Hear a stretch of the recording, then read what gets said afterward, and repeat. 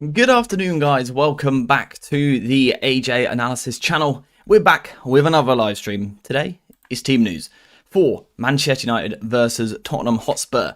And we've got quite a bit to get through this afternoon because this week we haven't had the chance to do a tactical preview. So we are straight in talking tactically about what United will do in this game, but also actually reacting to the two starting 11s. But of course, before we get into any of that, get in the chat and let me know how you guys are doing. We've got Yusuf and David in here at the moment. Hope you guys are both good.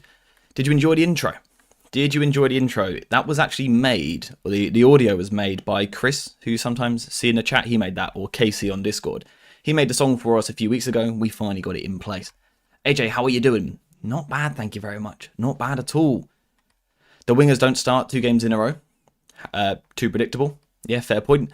David with the gifted membership. David, thank you very much. Very kind of you, sir. It wouldn't be an AJ Analysis live stream without David in the chat gifting memberships to one of you guys. So, David, thank you very much. Everyone in the chat, you know what to do. Copy Callum, turn the chat green. Get some love hearts in there to say thank you to David, because that is legendary behaviour. Now, one thing I should say before we get into the stream is my setup is not fully complete yet, so I can't have the chat and the tactical board on the screen at the same time for me, so I might miss chat at times. But first things first, before we really probably break this down, what is your immediate reaction? Of course, we've got a little bit of winger talk already. We've got Ahmad on the screen at the moment, but he is, of course, coming out of the team. And Alejandro Garnacho is in the team. Apart from that, it looks very much like this for Manchester United. I would imagine a 4-2-3-1, which could also rotate to sort of a 4-3-3. What do you make of that team? Now, the immediate interesting thing here is, I believe, unless I'm wrong, this is Ugarte's first start in the Premier League for Manchester United. So what do we make of that? Hang on, David, I'm trying to pin your message, but I can't at the moment. I'm doing the stream through something slightly different, and it's not actually letting me pin it at the moment. But guys, regardless, there is a message in the chat with a link to the Discord server, so go check it out. What are your thoughts? Ugarte, Kobbie Mainoo, Bruno Fernandes in the starting 11 together. For me, that looks like our strongest midfield on paper. I think that's the best thing we've got to offer. Of course, that does mean Christian Eriksen coming out of the team, which is a little bit of a disappointment, I guess, because he was playing well, but I think physically we knew that he didn't really have the capacity to start a 5th game in a row. That was never going to happen. So it does kind of make sense to see him come out of the team. I also think it makes sense to play Kobbie Mainoo. The reason I think it makes sense is because I think he's great at football. So it makes sense to have him in the midfield alongside Ugarte. And I think that's going to be really where this game is won and lost. I should also take Basuma out for Bentancur. There we go.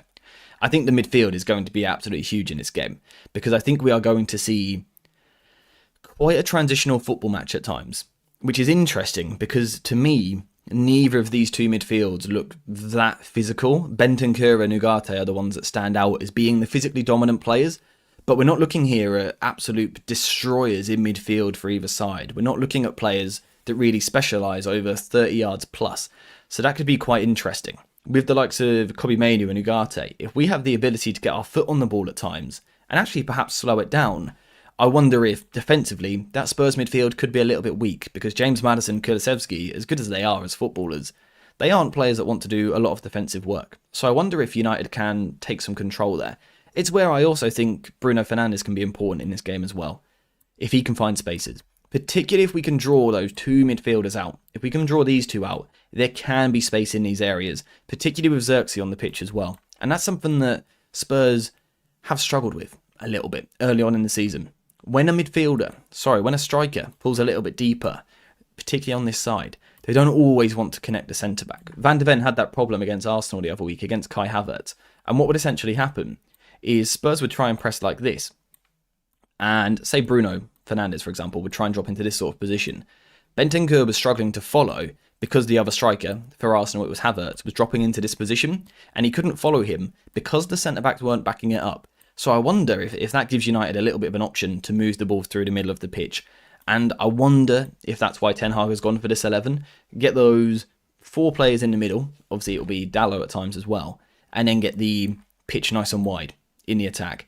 Are we going to see Rashford hugging the touchline again? Possibly. But I think we're going to be quite patient, hopefully, in the middle of the pitch. That's what we would want. And then a little bit wider, I think that's where we might see United starting to take some risks. I think that's what we might see today. Do-do-do-do. It's our birthday today. Thank you, United, for gifting us 3 points later. You truly are the gift that keeps on giving. It's our Spurs fan I'm seeing. Disgraceful behaviour. Hope you're well, Pete, mate. Hope you're good. Hope you're having a good day. Yeah, David, if you wouldn't mind, that would be great. If you keep posting it, that'd be ideal. I don't know why I can't pin it, but we'll get it sorted for the future. Absolutely no progression in our midfield. Neither Kobbie Mainoo nor Ugarte play forward passes. We will be playing in Spurs' high press, in my opinion. We will invite pressure, and they will happily oblige against us. I think I would disagree with the term no progression. I think that's a bit of a stretch. I think Kobbie Mainoo can absolutely progress the ball. I agree that they don't necessarily, as a duo, always pass forward often enough, but I think they do carry the ball forward quite effectively, and I think that's what United might look for at times. Again, sorry for hitting the mic. I think this might be a end-to-end game. Ten Hag alluded to this in his press conference yesterday. He was saying this could get quite transitional. We've got two teams that want to attack, and that's going to leave spaces. Ugarte's kind of short distance coverage could actually be quite useful on the ball, and the same for Kobbie Mainoo as well. I do wonder if that is the approach.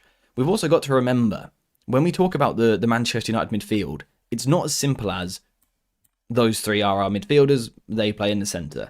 We know it's not quite that simple, because Dalot can come in there at times. We've seen it a lot in the past couple of weeks. Dalot regularly inverting from left back. I think Lisandro Martinez can do it in moments, stepping into midfield, but also up the other end. We know that Xerxes is going to drop in as well.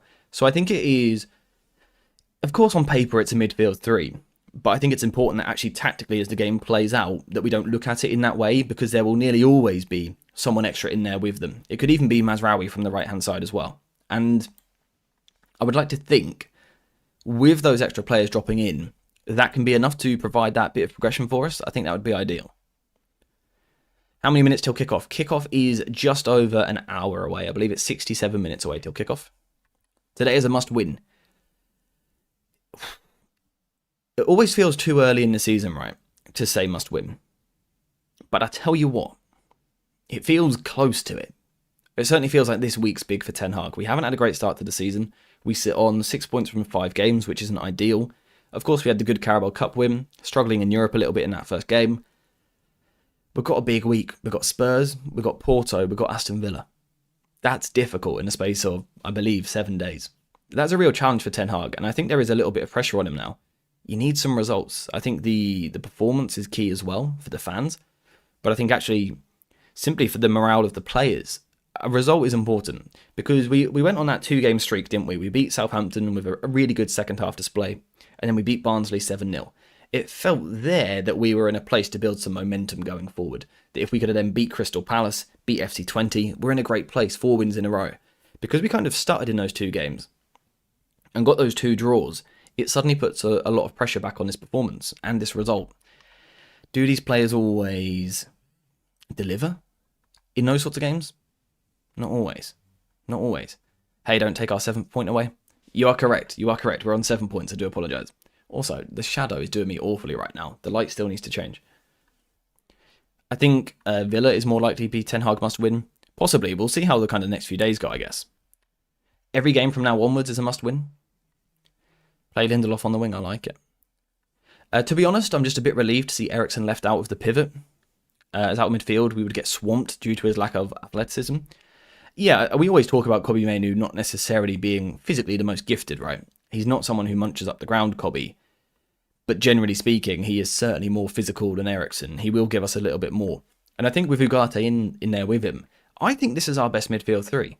Do you guys agree with that? If you don't, let me know who you would bring in to make it our best trio. I think this is close. I think this is close. If Ahmad was in the squad, we would have possibly seen Højlund. Otherwise, Rashford, Garnacho and Højlund would struggle with chance creation.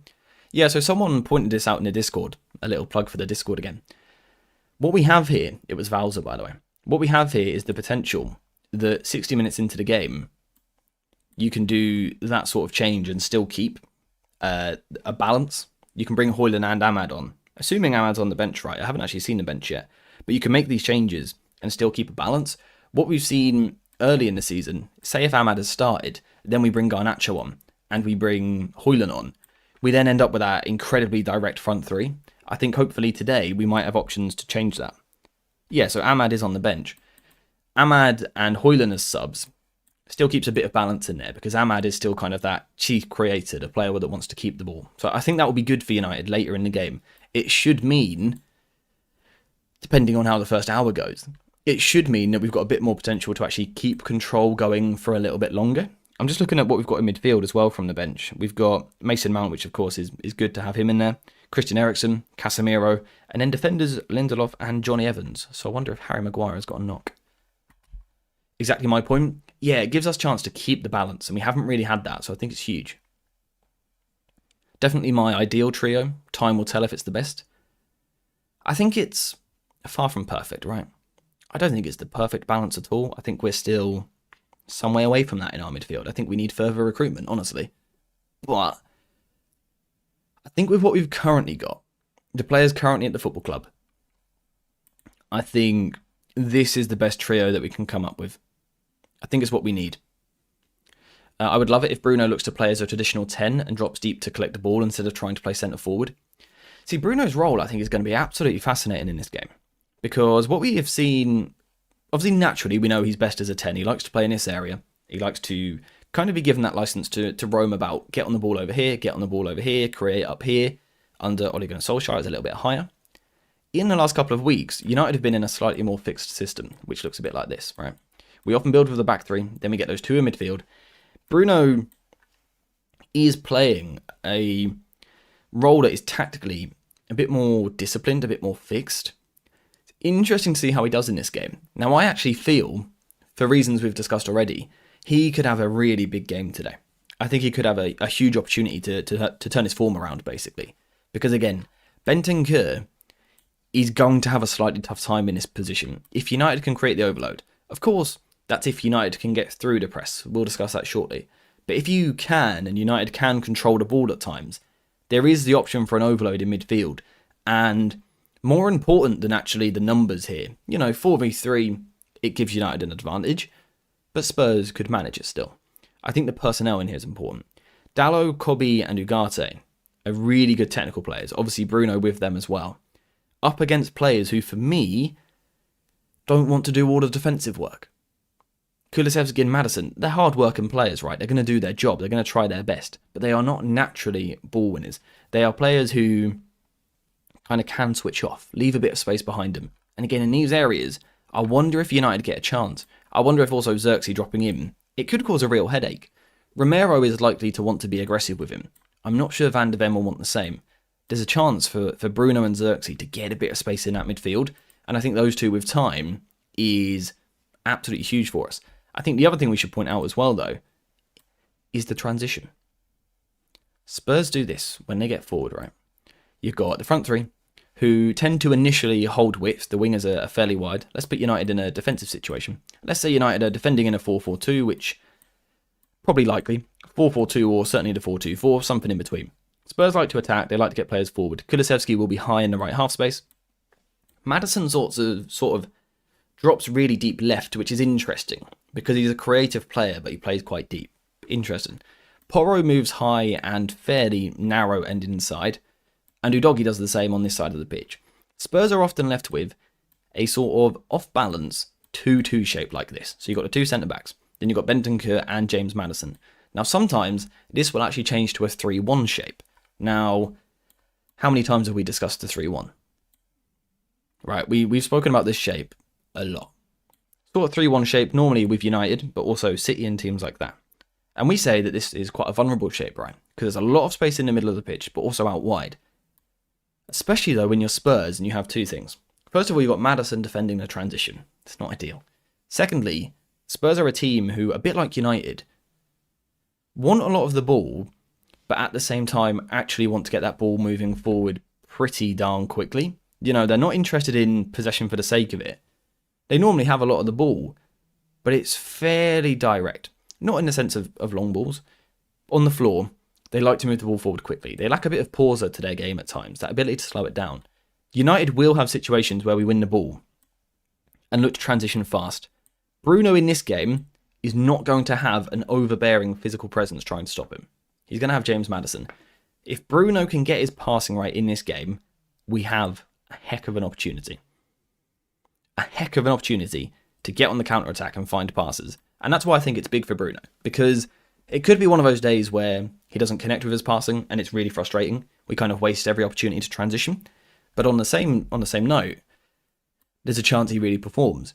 And if he really performs, I back our attacking four there against their back four. And I think that's probably why Ten Hag has gone for Rashford and Garnacho on the wings. The transition threat for United in this game is absolutely massive. Absolutely massive, in my opinion. You might notice I'm a bit out of breath today, guys. I don't know why. I think it's my allergies kicking in again. Struggling to breathe today. Feel like Garnacho is going to get bullied by Udogie. I'm a little bit concerned about it. Obviously, I spoke about it in my video yesterday. My issue was Van de Ven and Udogie are very big, strong physical players. So I suggested that Ahmad played against them, and some people kind of misinterpreted that. They went, Ahmad's small. How does it make sense to play him? My point was, Garnacho relies on the physical separation. He wants to give himself a little bit of space, right? When he's here and he's got the ball, his idea is, can I give myself a yard of space to do something with it? And I think he'll struggle with that physically against these two. My point, therefore, was Ahmad could be the better option. Not because he's better at creating separation, but because he doesn't need to. Because he is more comfortable touch tight with a defender. So that was my reasoning for getting Ahmad in the team. And I do share that. Is it a fear? Is it a concern? Or is it just a thought? That Garnacho might physically get overwhelmed a little bit in this game. But that doesn't mean he will be ineffective. Because even if he himself can't necessarily take on Van de Ven and beat him on the break, you've got to consider just the fact that he's going to occupy a man in transition. And he is a threat. Teams are very aware of Garnacho these days and what he offers, how good he is. That might make the space for someone else. That might be where Garnacho's a little bit more important. Rather than actually driving forward, taking loads of players on, actually just his sheer presence and the threat of him might help those around him. He's not in his preferred position. Yeah, I completely agree. I think what I do like about Garnacho on the right is that it simplifies it a little bit for him. I think he simplifies his game and plays fairly basic football. Get the ball on your right foot, try and work yourself a bit of space, get a ball into the box or get a shot off. I like that. But I think perhaps the ceiling of the level he could get to, he's probably better on the left. I think he adds a little bit more to his game. Spurs are awful at defending set pieces. You are absolutely spot on, my friend. And that's why I want to look at this man, Matthijs de Ligt. Spurs, at times it feels like they actually outright refuse to try and defend set pieces. They almost have no interest in it. They are so bad at it. I don't know if you guys noticed last week, the first 3 corners we took into the penalty area, we got the first contact against Crystal Palace. I believe de Ligt was the first 2, Xerxes was the third. I think de Ligt should probably score one of his. And honestly, I'm looking at Xerxes a little bit as well and thinking, you probably should have scored, mate. You probably should have put a ball in the back of the net. So our set pieces have been better recently. I think you have to keep an eye on that today. I don't think either side is blessed with incredible physicality. I think the strikers are probably important in both boxes. Attacking set pieces, but also defending them. But apart from that, there's not a lot of obvious aerial presences. Like, obviously, Van de Ven, Romero. Bentancur will offer it a little bit. For us, it's de Ligt, Ugarte a little bit. Xerxes, you would hope. Rashford, maybe. But I don't think it's the most physical game you're ever going to see. I think it will be a lot about transitions, attacking spaces, moving into those areas. It's not going to be a big physical battle. And that's why I'm excited about our midfield. I think Kobe could really excel in this game. Conceded 1 goal from set piece this season. Got another Spurs fan. Good to see you, mate. Hope you're well, if you're new to the channel. Hi, hope you're good. What are your thoughts on the game, mate? Spurs for life. Yeah, I'm aware you've only conceded 1 from set pieces this season, but you can't tell me when a set piece comes into your box that you feel safe. Right. You give up chances. You give up chances still. How are you feeling about the game in general, though? Ugarte on the ball. Can he excel? Spurs press very well. You're absolutely spot on. Spurs press with a great intensity. They are high up the pitch. They are after you. They're one of the most high-pressing teams in the Premier League this season, which raises question marks for United. What I would say is that I think United have improved in these areas quite a lot in the past 2 to 3 weeks compared to, for example, in pre-season, and certainly the back end of last season. I think last weekend in particular, we used Onana to great effect. using him and Lisandro Martinez like an extra man. I think that's quite important for United. What we saw was Lisandro Martinez dropping left back. Dalot could then come inside into these areas. And that might be enough just to sort of disjoint that Spurs press a little bit. It'll be interesting to see. I think the other thing is, this might be a game where at times you can play a bit more direct. Not necessarily because I think United have a great presence up there, although Xerxes done some good work in recent weeks. But more so, I think that second ball, it's a risky approach, but I think that second ball is there to be won for both teams today. Because again, I don't think physically either side excels. Would I just about give it in United's favour, the physical area in midfield? Kobe and Ugarte? Probably. I think Mainu just being a bit more physical than Maddison and Kulusevski probably gives United the edge. That could be an approach that United use to try and go over the press, back ourselves to win the second ball, and then can we go from there? Then can we find space? That might be something that Ten Hag looks to do. It'll be interesting to see. We'll keep an eye out for it. Spurs for Life saying 3-2 to Spurs, chances for both. I agree in the sense that I think there's goals in this game, isn't there, mate? There's goals. Apologies if I've just signed us all up for a horrendous, boring 0-0. But I don't think it will be the case. Ten Hag needs to stick to the same play style we did against Palace, or else he isn't the same Ajax manager. Chad, good to see you, mate. How you doing? Hello, sunshine. That's my guy right there. Be more like Chad, guys. Absolute legend.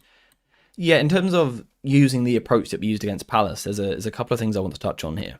First of all, defensively, off the ball, out of possession. I've had a concern for a long time now. We went to...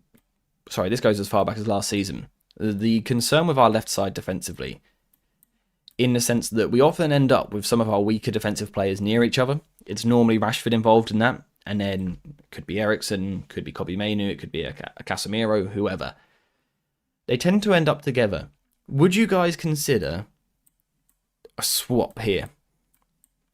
Would you consider rotating those two off the ball? Now, what do we get by doing this? You get Ugarte's hopeful physical ability to kind of match that burst of Kulusevski. He's quite nice over the first few yards. Kulusevski kind of glides with the ball onto his left foot. You could match Ugarte up with him for that purpose. I think Maddison likes to drop a little bit deeper, so that should be easier to manage for Kobe. But the problem is, when you then flip it to on the ball, our rotations don't naturally make as much sense because Dalot comes inside. Ugarte's kind of already there. Don't get me wrong, Ugarte can move. But does it just overcomplicate things a little bit? Because then we're probably looking at Bruno playing more in the left half space. But then we've got two quite direct players down this side of the pitch. I'm not sure. I'm interested to hear your thoughts on that. Does Ugarte and Kobe Mainu swapping sides? Almost, let's say we're playing a 4-3-3, and then we invert like this. Does that make life easier for us, or a little bit more complicated? Let me know what you think. Do you think it makes the balance, or do you think it ruins it? And we're talking about on the ball, but also off the ball as well. Interested to hear your thoughts. Casemiro still looks better than Ugarte.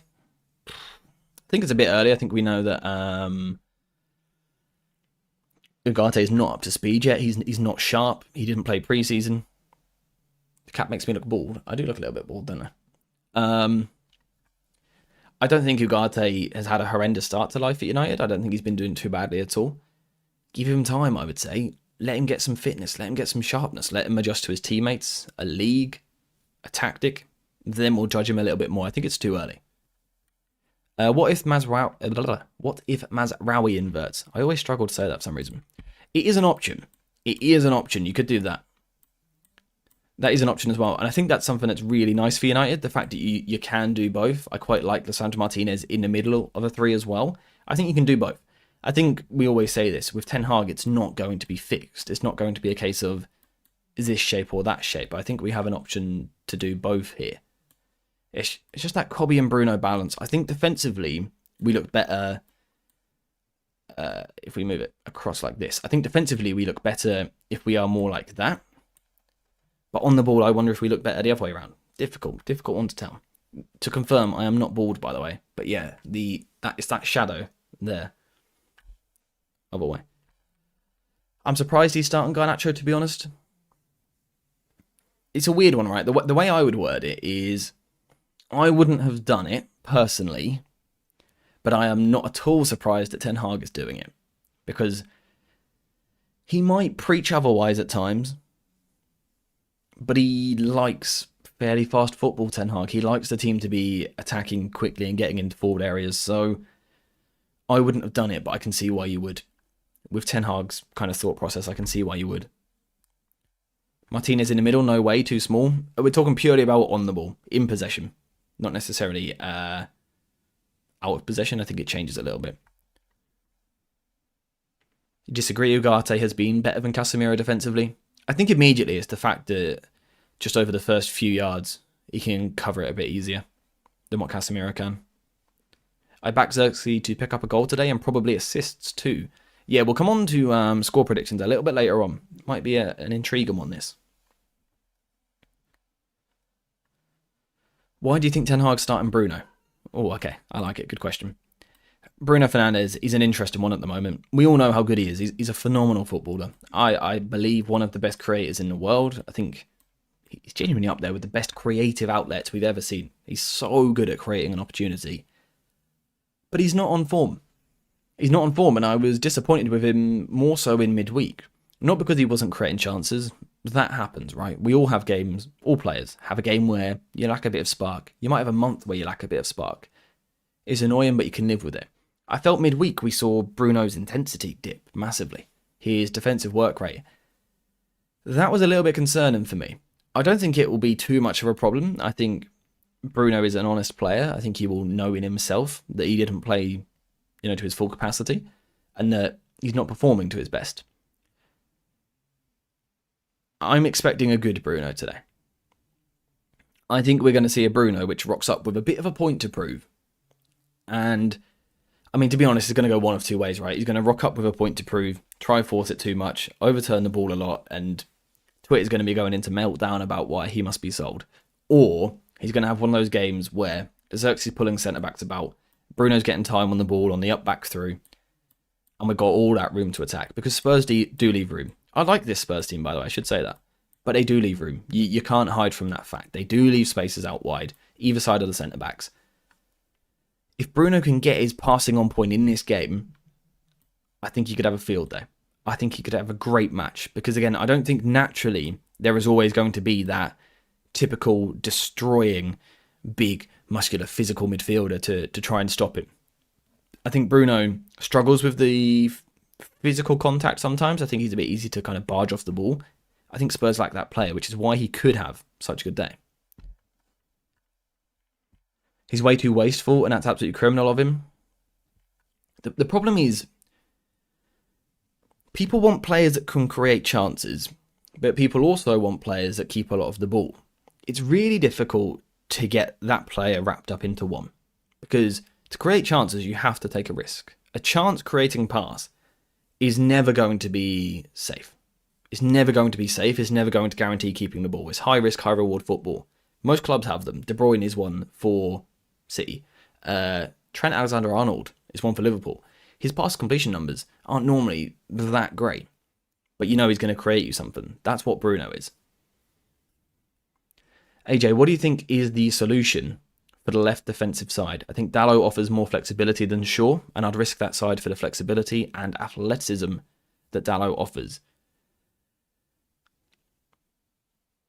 I think that left-back discussion is going to be huge when we get there. I think when Luke Shaw and Yoro return, there's a lot I want to cover there. There's a lot I want to talk about. So I'm actually not going to go into it too much today, just because I want to talk about it so much. So we're going to leave it for today, but it is a big discussion point, absolutely. People want a player that has 99th percentile on everything, on their FBref. That's how it feels, right? That's how it feels. His style was always riding a fine line. It's one of those styles, Bruno, where when it works, he looks like the best player in the world. When it doesn't, it looks like he can't do anything. That is Bruno Fernandes. We need him today to have a day where it works, because we need points today. We really do. I don't mind Ten Hag going for fast attacks and counters, but maybe it'll work better to give up the aggressive counter press for possession-based control with this squad and stick to a tight shape. I think for United, I don't think we are good enough in the deep areas of our defence to sit back too much. I think if we really want control, I'm of the opinion we have to press reasonably well. I think the closer we get to our goal, I think we struggle at times with the defensive work in those areas. We're not the most physical squad. We don't naturally have players that want to screen in front of the defence. We don't have the greatest box defenders aside from De Ligt. I think for United to control games, we need the ball. And I think the best way to get the ball in the modern day is to go high, to squeeze high and get it. But I do see your point. I just personally prefer that aggressive approach. Bruno works better with the high line opponent. Yeah, I think he does. I think he works better with that space to hit and a bit of room here. He wants to try and get on the side. He doesn't want to be stuck on a midfielder. He wants to pull just a little bit to one side of him like this. Or he wants someone else to pull the midfielder out for him so he can get it here. I think we've got the facilities. I think we've got the players today to create that situation for him, which is why I think he might play well. Watch how Bruno will create chances, players won't finish or make the correct decision, and Bruno will be eaten alive post-match. Bruno gets eaten alive if he doesn't get 3 assists, basically, is how it tends to feel for me personally. Ten Hag is ruining the relationship between Ahmad and Mazraoui. They're both class. Let's have a conversation about that. Ahmad, let's get him on the pitch, and then I'm going to sit back, have a drink, and see your thoughts. Thoughts on Ahmad not starting? Is it the right thing to do, or is it not? Personally, I like Ahmad. I think he offers us something a little bit different. I like him and Xerxes link up. I like him and Mazraoui together as well. What do you think Ten Hag is going for here? Is it simply getting in that space behind? Is that the plan, do you reckon? Or is there something else? I need a drink. Like I said, I can barely breathe today, which isn't ideal.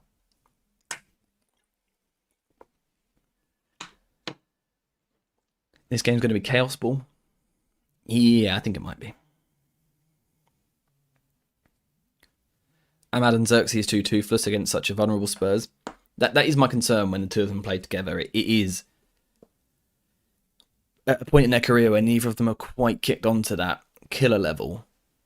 Like you said, we are a bit toothless. You don't kind of have a player that you rely on to give you a goal, apart from Rashford probably. We're going for the counter for sure. Does Bruno being a risk taker stop him from having the ability to dribble, carry the ball, operate in tight areas, zone 14, and have the athleticism to not get dribbled past constantly? No, it doesn't, but I don't think that was the discussion unless I missed something there.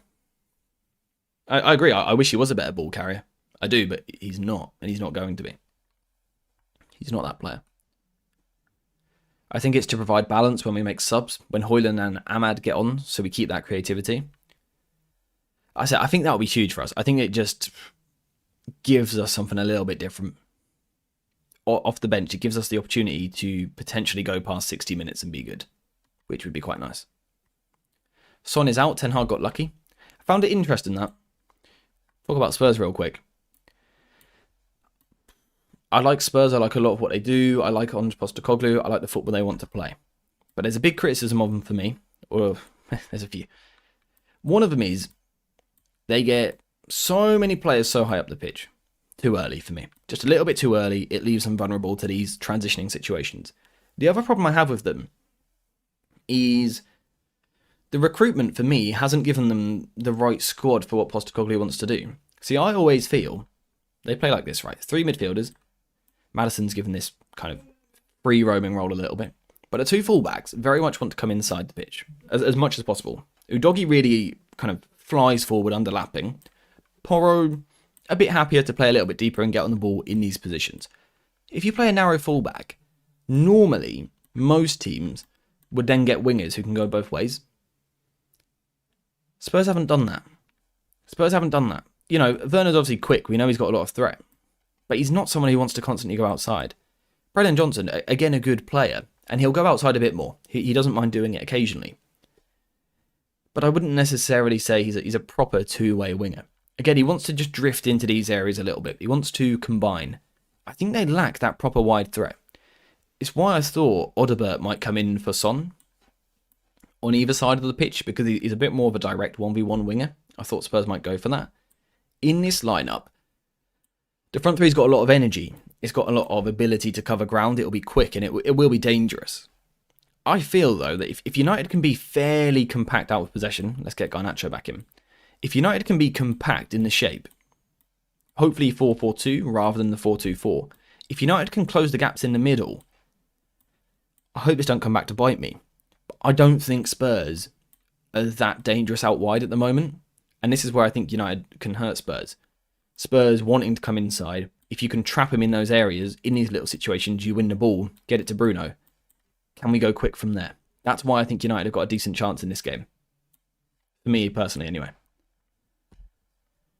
I feel like the lack of athleticism of Bruno makes it difficult for us to have a physically balanced and competitive midfield. It's why we played really well when he played false 9 late last season. I see the point. It doesn't make it impossible, of course, but it does make it a little bit more difficult. It does give us a challenge which isn't ideal, a challenge that perhaps other teams don't have, but we've also got other things to make up for it as well, if you see what I'm saying. On just being so aggressive, Bentancur, who is more of a number 8, and 2 attacking central midfielders to make up the midfield. I couldn't believe it when I saw this midfield 3 for Spurs line up against Arsenal the other week. Like, I saw that and I was like, it's either bold and genius, or it is far too audacious and kind of stupid. And I haven't quite figured out what it is yet, but it does leave them vulnerable. Again, they want to get the ball moving forward so quick. They do overturn possession needlessly quite a lot. I think that's where United can hurt them. Ten Hag knows about Postecoglou's high-line possession-based football. It will definitely be chaos today. Different to United's best away first half post-Ferguson at Selhurst Park. Yeah, different game. I think that's where perhaps I'm looking at Ugarte and Kobbie Mainoo a little bit. I think both teams probably want this to open up a little bit, because both teams will feel a little bit like they can struggle against low blocks. They struggle to move the ball quick enough to create chances. I think both teams will want space to attack, which therefore creates a quick game. The problem when you have a quick game is it's easy to get caught up in it a little bit. You know, you're caught up in the moment. You get the ball, you try and get it forward. You get the ball, you try and get it forward. It becomes panicked from both teams. You're losing the ball left, right and centre. Again, there aren't naturally players in these midfields that want to take a lot of touches. Ugarte and Kobbie need to, at times, try and slow it down a little bit and not get too caught up in it. Because whilst we might be at our most dangerous when we're transitioning, you still, at times, you just have to slow it down. If not, this game is going to be played at 250 miles an hour and we're going to be done by half time. No one's going to be able to move. I'm looking at those two in the centre there. Can they take that extra touch? I think Kobbie naturally likes to, because he's a bit more of a dribbler than a passer, so I think he'll naturally do it. Ugarte, it might depend on how up to speed he is, how sharp he is, but I think if those two can get a foot on the ball, they could be the two that give United a chance to control the game a little bit more than what you might expect. That's what I'm hoping for. I might be wrong on it, we'll see. Udogie absolutely locked up Garnacho last time. I wanted to see Ahmad, but given the high line, I understand the decision. Yeah, it's a weird one. I understand it even if you wouldn't do it, right? It's one of those ones, I think. Oh, Chad has had a good idea, by the way, guys. Like the stream. Like the stream if you wouldn't mind, guys. If you could, please leave a like on the stream. It would be greatly appreciated.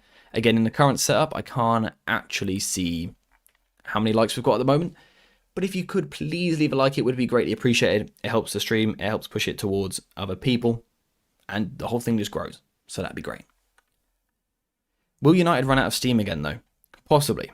Possibly. But this is where I think our bench is getting stronger week by week. Mount can give us something in terms of, if you're looking for energy, Mount, Ahmad, Højlund. They can make a difference. Those are players that can not necessarily bring the same thing as what we're starting with, but certainly physically match in energy.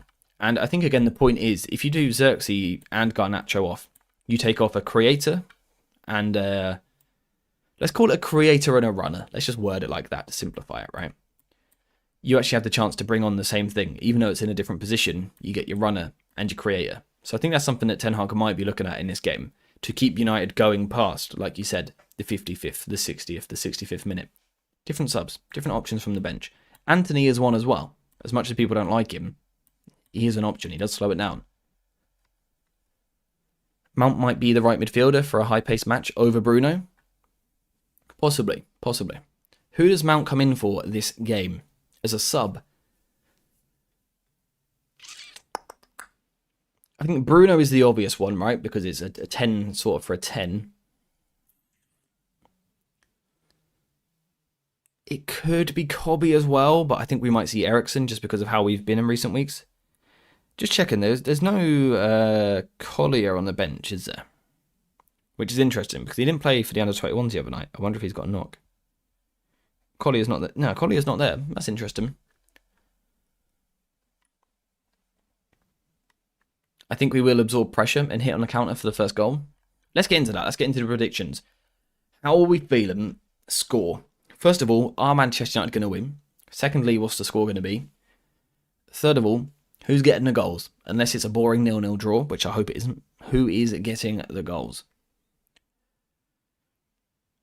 What do you think playing Xerxes a 10 generally?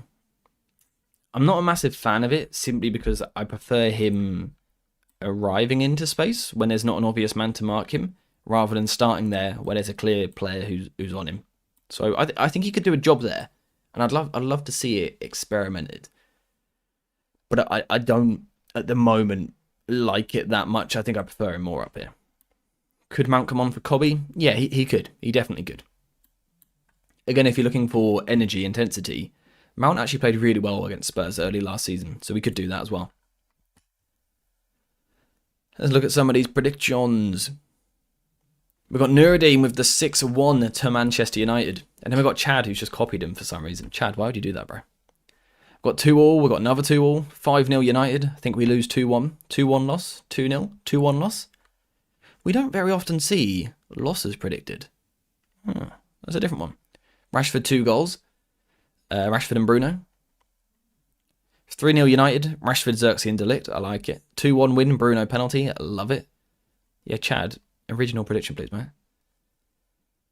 Tad bit more optimistic now. Son is out, but still think Spurs might win 2-1. 3-1 loss. It's really mixed today. It's really mixed. FP, good to see you, mate, with a 2-1 win. 3-2 United. Lots of turnovers and chances. I've said about the midfield being a big battle today. Win your 50s in there, win the second ball, etc. But at the end of the day, it might just be which set of strikers takes their chances. And on that front, I genuinely don't know who I back more. Because Werner can be wasteful in front of goal, as we all know.